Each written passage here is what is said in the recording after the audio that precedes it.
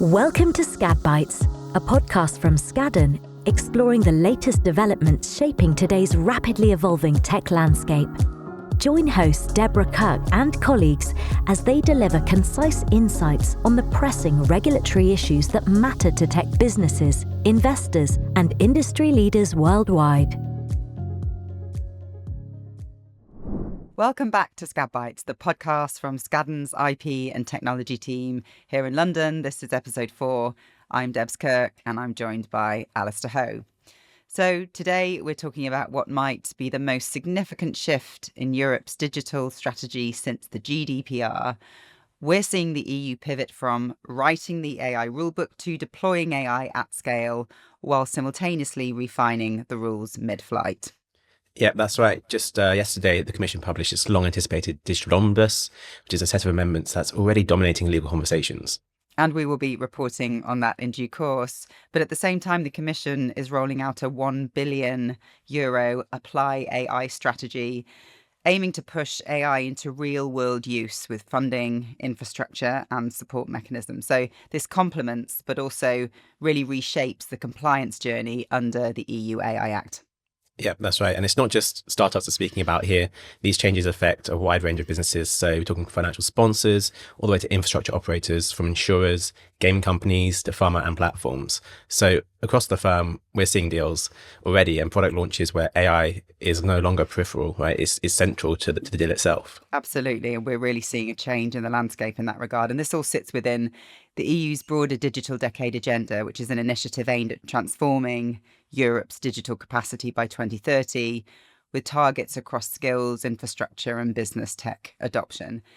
And AI is one of its cornerstones. So let's unpack what's changing. And maybe, Ali, you can set the scene for us on the AI Act timeline. Of course. So the AI Act came into force in August 2025, but the obligations are being phased in. So right.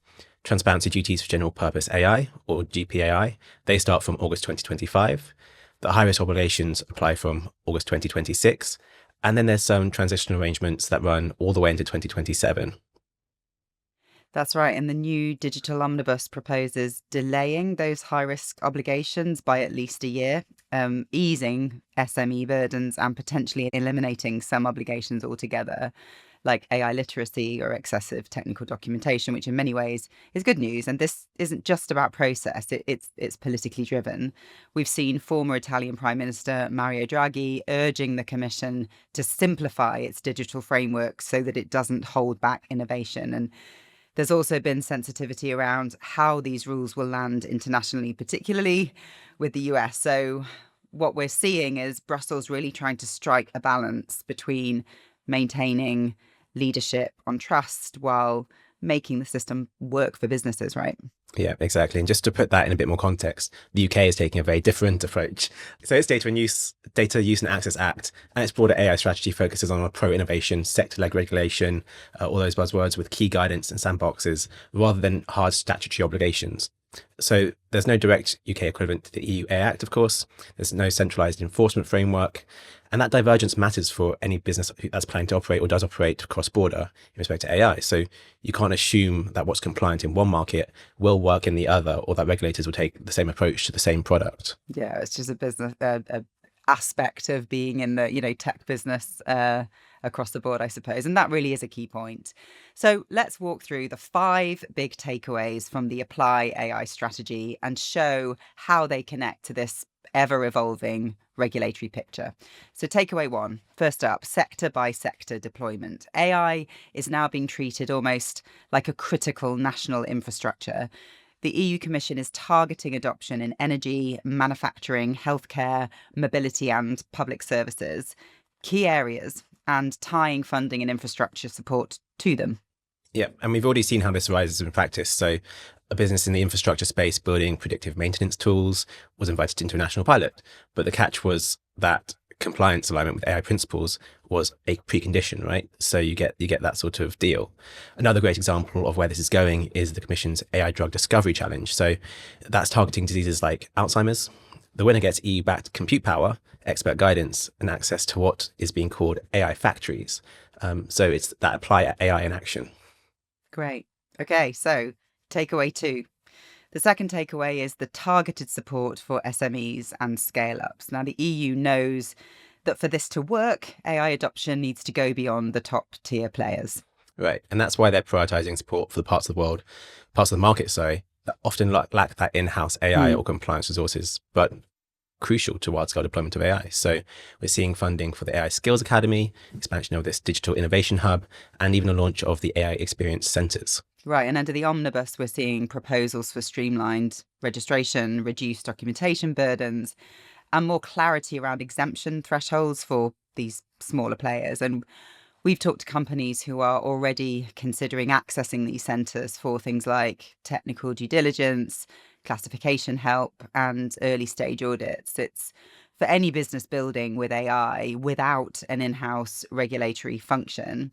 And as you say, it's not just for startups. It could be a manufacturing mid-cap or a SaaS platform in the insurance sector. So the support is real.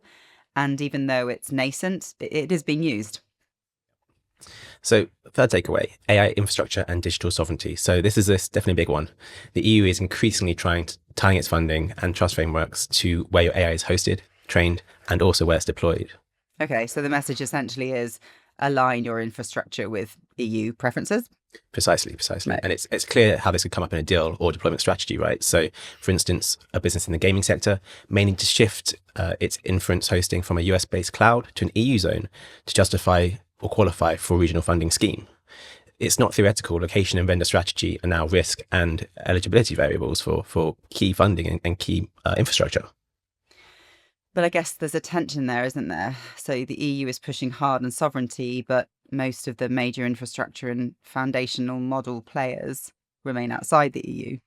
Yeah, and that's the policy goal, right? And that's still very much in progress and still very much in development. Okay, so takeaway 4, using compliance as a strategic differentiator. We're seeing clients who proactively classify their systems and document risk controls, gaining real traction with partners, investors, and customers. So one financial sponsor who we've spoken to has built AI risk assessment into their playbook for all of their new deals. They're not waiting for enforcement. They're using good governance as a proxy for being ready to scale. Yeah, and that's where tools like the AI Act Service Desk, Commission Guidance, even the AI Observatory come in, right? So it's not just about staying out of trouble, it's about demonstrating capability. So the challenge, especially with general purpose AI models, is that many providers haven't disclosed the compute power or training needed to even assess their systematic risk status. Right. And the very definition of what that is and what's in scope for that is constantly evolving, constantly changing. Yeah, absolutely. Okay, so finally, our 5th takeaway, and this is about joined up governance and engagement. So with the Apply AI Alliance, that is a lot of A's, the AI Observatory and the AI Board now live, companies are being invited to help shape how the rules are interpreted and enforced. So although public visibility of uptake is limited, businesses can join sector-specific alliances in insurance, mobility, digital health to preempt how enforcement might land. Yeah, and maybe it's worth tying that to an example. So that could be, for example, a platform provider may be able to push clearer guidance on whether its model-based ranking tool is actually considered high risk or not, right? So that level of influence in policy and law is rare, but theoretically it's available now. So getting that early warning, interpretive insight and influence, this may be the moment to get involved for companies in those kind of decisions. Absolutely. So what's the key takeaway from all of this? And we think it is that Europe is not standing still. The AI Act is now being phased in and partially recalibrated, but the Apply AI strategy is already shifting how AI is funded, adopted, and assessed. So if you're building, deploying, or acquiring AI-driven systems across gaming, insurance, infrastructure, pharma, or platforms, now is the moment to do the following 5 things. Number 1, map your use case. Number 2, classify your role. Number 3, understand the phasing and guidance gaps. 4, monitor infrastructure risk and funding eligibility. And number 5, join the governance conversation if you can. So the next 12 months are going to, we think, really define AI compliance posture for years to come, not just for regulators, but for counterparties, investors, and users. Thanks for listening to SkadBytes. If you found this helpful, subscribe and explore our earlier episodes from the AI Act's early design to Getty and Stability AI and the future of copyright. Thanks. See you next time.